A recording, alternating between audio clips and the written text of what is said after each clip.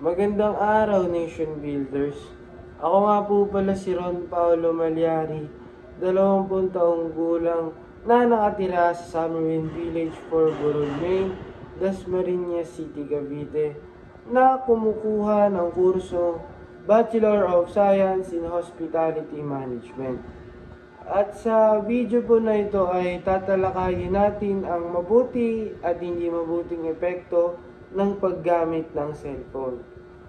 Ang aking naunang napili para panimulan ang video na ito ay ang mabuting epekto ng paggamit nito.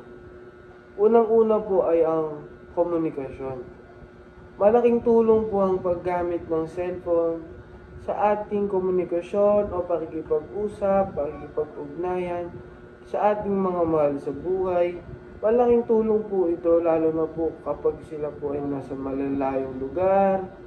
Hindi lang po ang ating mga pamilya, maaari rin po ang ating mga kaibigan, ating mga malapit sa buhay. Maaari po natin silang makausap ng mas madali at mas mabilis. Pangalawa naman po ay ang edukasyon. Malaking tulong rin po ang paggamit ng cellphone sa edukasyon, lalo na po sa panahon ngayon na maaari na pong gumamit ng cellphone or through online ang mga klase, mga quiz. Maaari po natin itong gamitin para sa ating edukasyon. Pangatlo naman po ay ang impormasyon.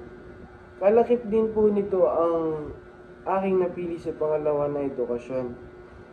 Sa impormasyon naman po ay maaari po tayong mag-search online gamit ang ating mga cellphone o maaari po tayong maalalahanan ng ating government agency lalo na po kapag may mga sakuna na nangyari gaya lamang po ng NDRRMC, ganun po at iba pa. At ang aking huling napili sa mabuting epekto ng paggamit ng cellphone ay maaari po natin itong pagkakitaan. Sa panahon din po ngayon ay marami na pong nag-online selling, nagle-live selling. Maaari po natin itong gawin sa paggamit ng cellphone at maaari rin po tayong kumita gamit dito. At ito naman po ang mga hindi mabuting epekto ng paggamit ng cellphone base po sa aking opinion. Ang unang-una po ay pagkawala sa focus. Kapag po may isang bagay na dapat kang gawin o dapat unahin, dapat tapusin, at mas inuna pong gamitin ng cellphone, ay maaari pong mawala sa focus o hindi matapos ng naayon sa oras ang itinakdang gawain na ibinigay. Pangalawa naman po ay ang pagka-addict. Pag-iisahin ko na lang po ang pagka-addict dito at ang ating kalusugan. Sa ating pagka-addict po sa cellphone ay maaari rin po maapektuhan ng ating kalusugan. Gaya na lamang po ng pagkalabo ng mata, pagkahirap matulog, pagkasakit ng ulo. Sa pagkaka-addict po sa paggamit ng cellphone ay maaari pong maapektuhan ang ating kalusugan. Gaya naman po ng sinabi ko sa mabuting epekto ng paggamit ng cellphone na impormasyon, ay may hindi rin po mabuti na epekto ang pagkalat ng maling impormasyon.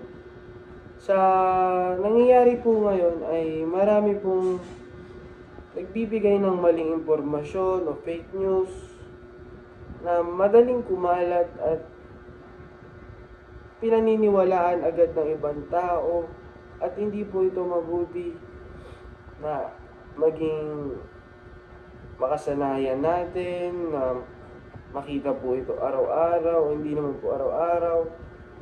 Pero masama po ang pagkalat o ma-misinform ng paniniwala sa mga fake news. At yun lamang po ang aking ideya o opinion para po sa video na ito. Yun lamang po at maraming salamat.